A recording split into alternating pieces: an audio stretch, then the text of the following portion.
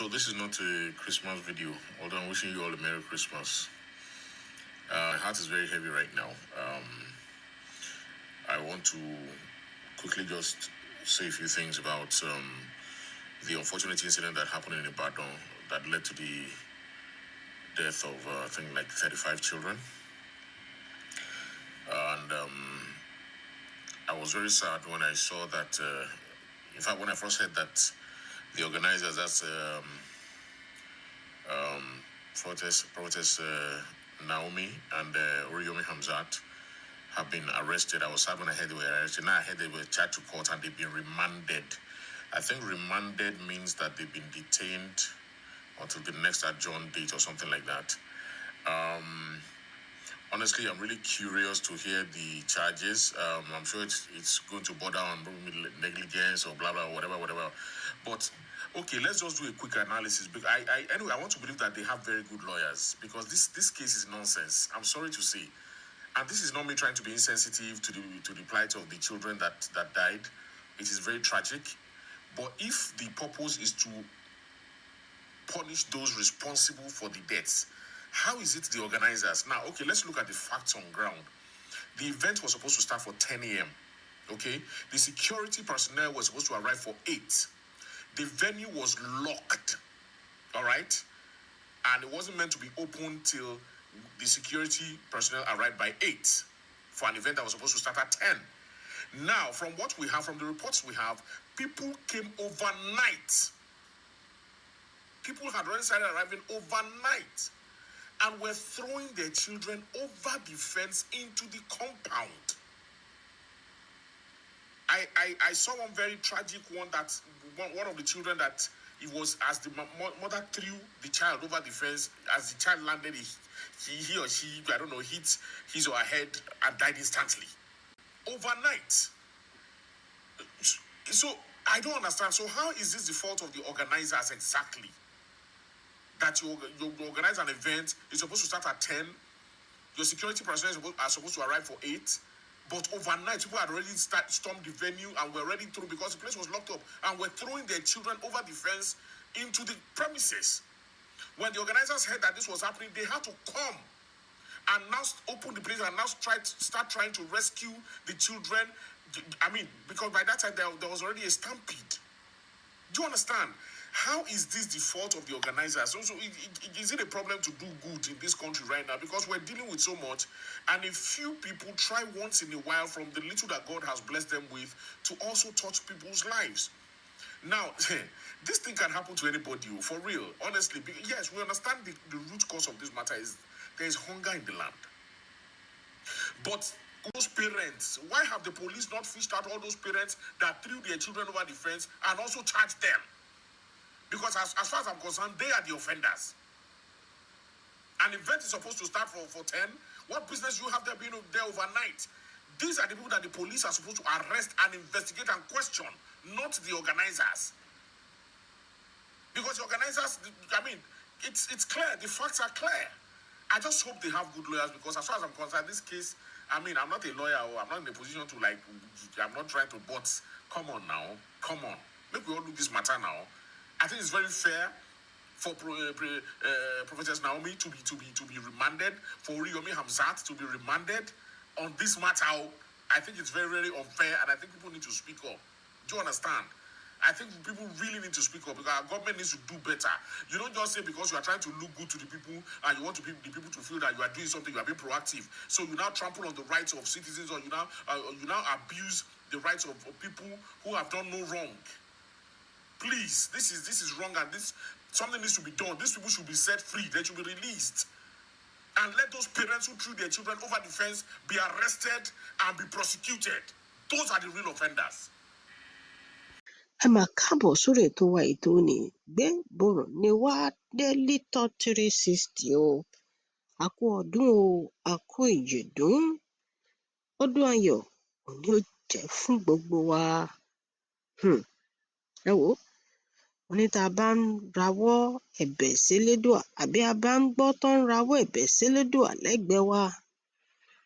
Bọ̀rọ̀ tá ò mọwọ́ tá ò mẹsẹ̀ kọ́bọ lọ́jọ́ òní kó má fi lọ́ wa lọ́rùn. Àdúrà ńlá ni o. ọ̀dọ́mọkùnrin nìyí ẹsẹ̀ gbọ́tọ́ tó ṣẹ̀ sọ ní èdè Gẹ̀ẹ́sì lédè òyìnbó. Gbajúgbajà òṣèré ni tó ń pè ní Fẹ́mi Branch. Bẹ́ẹ̀ ni, ló bọ́ta tó wá ń béèrè ìbéèrè. Ó ní ẹ dákun, ǹjẹ́ ọmọ Nàìjíríà ṣé nǹkan ò máa ṣe á? Bó ṣe wí nú o, ní ṣé nǹkan ò máa ṣe á? Ìbéèrè tó sì fi béèrè ò ju wípé torí ọ̀rọ̀ Naomi, ìyẹn olórí Naomi, tí gbogbo ẹ̀ tó ń lọ lórí afẹ́fẹ́, àti ọ̀gbẹ́ni Hamzat, ọ̀gbẹ́ni Oríyọmí Hamzat. Bẹ́ẹ̀ ni, wọ́n fẹ́ ṣe ìtọrẹ àánú fáwọn ọmọ kékeré, àwọn ọ̀dọ́, kán múnú wọn dùn fún ọdún Kérésìmesì.